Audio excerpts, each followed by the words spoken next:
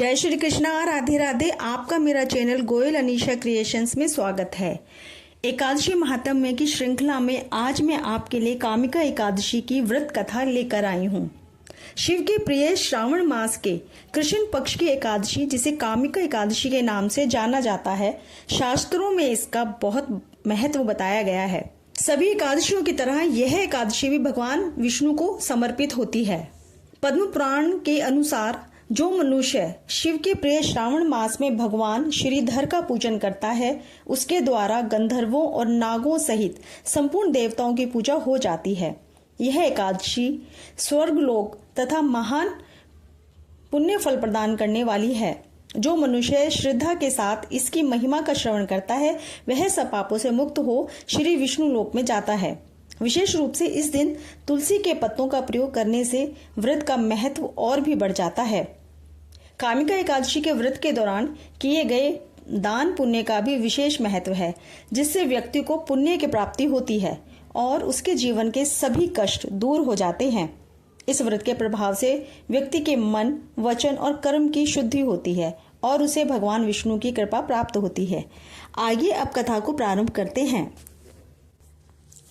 कुंती पुत्र धर्मराज युधिष्ठिर भगवान से बोले कि हे भगवान, मैंने आषाढ़ मास के शुक्ल पक्ष की देवशयन एकादशी का विस्तार से वर्णन सुना। अब आप मुझे श्रावण मास के कृष्ण पक्ष की एकादशी की सविस्तार कथा सुनाइए। उस एकादशी का नाम क्या है तथा इसकी विधि क्या है? इसमें कौन से देवता की पूजा होती है? श्री कृष्ण भगवान बोले कि हे राजन, मैं इस एकादशी की कथा कहता हूँ, ध्यान पूर्वक सुनो। एक समय एक एकादशी की पावन कथा को भीष्म पितामह ने लोकहित के लिए नारद जी से कहा था। एक समय नारद जी ने पूछा कि हे पितामह, आज मेरी श्रावण मास के कृष्ण पक्ष की एकादशी की कथा सुनने की इच्छा है, अतः अब आप एकादशी के व्रत की कथा विधि सहित सुनाइए। भीष्म पितामह नारद जी के वचनों को सुनकर बोले, हे नारद जी, आपने मुझसे यह अत्यंत सुंदर प्रश्न किया है, अब ध्यान लगाकर सुनिए।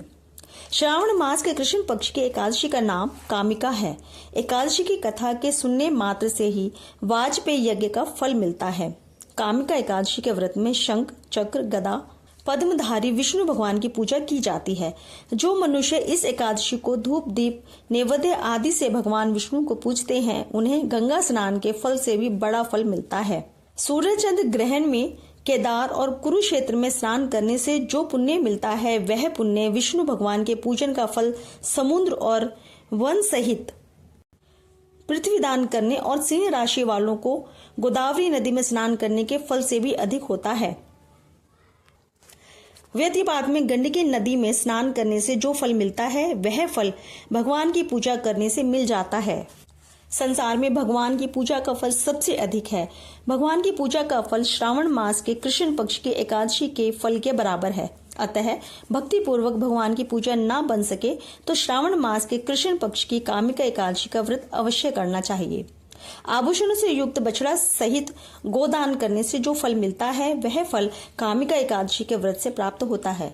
जो उत्तम द्विज श्रावण मास के कृष्ण पक्ष की कामिका एकादशी का व्रत करते हैं तथा श्री विष्णु भगवान की पूजा करते हैं, उससे समस्त देव, नाग, किन्नर, पितर आदि की पूजा हो जाती है। इसलिए पापों से डरने वाले को विधि सहित इस व्रत को करना चाहिए। संसार सागर में तथा पापों से फंसे हुए मनुष्यों को इनके छुटकारे के लिए कामिका एकादशी का व्रत करना चाहिए।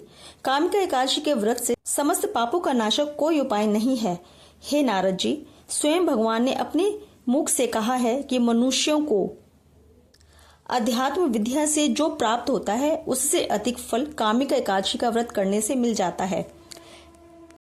इस व्रत के करने से मनुष्य अंत समय में अनेक दुखों से युक्त यमराज तथा नरक के दर्शन नहीं करता। कामिका एकादशी के व्रत तथा रात्रि के जागरण से मनुष्य को कुयोनि प्राप्त नहीं होती और अंत में स्वर्ग लोक को प्राप्त होता है। जो उत्तम मनुष्य श्रावण मास के कृष्ण पक्ष की कामिका एकादशी के दिन तुलसी से भक्ति पूर्वक श्री विष्णु भगवान की पूजा करते हैं, वे इस संसार सागर में रहते हुए भी इससे इस प्रकार अलग रहते हैं, जिस प्रकार कमल जल में रहता हुआ भी जल से अलग रहता है। भगवान को तुलसी दल से पूजा करने का पुण्य 1 भार स्वर्ण और 4 भार चांदी के दान के पुण्य के समान है। भगवान की तुलसी दल से पूजा करने का पुण्य 1 भार स्वर्ण और 4 भार चांदी के दान के पुण्य के समान है। जो विष्णु भगवान रत्न, मोमी, मणि, आभूषण आदि की अपेक्षा तुलसी दल से अधिक प्रसन्न होते हैं। श्री विष्णु भगवान रत्न, मोमी, मणि, आभूषण आदि की अपेक्षा तुलसी दल से अधिक प्रसन्न होते हैं। जो मनुष्य भगवान की तुलसी दल से पूजा करते हैं उनके समस्त पाप दूर हो जाते हैं। हे नारद जी, मैं स्वयं भगवान की अत्यंत प्रिय श्री तुलसी जी को नमस्कार करता हूँ। तुलसी जी के दर्शन मात्र से व्यक्ति के संपूर्ण पापों का नाश हो जाता है और शरीर के स्पर्श मात्र से व्यक्ति पावन हो जाता है। तुलसी के जल से स्नान कराने से व्यक्ति की समस्त यम यातनाएं दूर हो जाती हैं। जो व्यक्ति तुलसी जी को भक्ति पूर्वक भगवान के चरण कमलों में अर्पित करता है उसे मुक्ति मिलती है। जो व्यक्ति इस कामिका एकादशी की रात्रि को जागरण करते हैं और दीप दान करते हैं उनके पुण्य को लिखने में चित्रगुप्त भी समर्थ नहीं है। जो व्यक्ति एकादशी के दिन भगवान के सामने दीप जलाते हैं उनके पितर स्वर्गलोक में अमृत का पान करते हैं।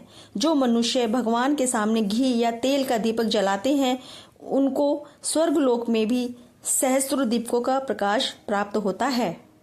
प्रत्येक मनुष्य को इस एकादशी का व्रत अवश्य करना चाहिए। इस व्रत के करने से ब्रह्म हत्या, ब्राह्मण हत्या आदि के समस्त पाप दूर हो जाते हैं और इस लोक में सुख भोग कर अंत में विष्णु लोक को प्राप्त होता है। इस कामिका एकादशी के महात्म्य के श्रवण व पठन से मनुष्य स्वर्ग लोक को जाते हैं।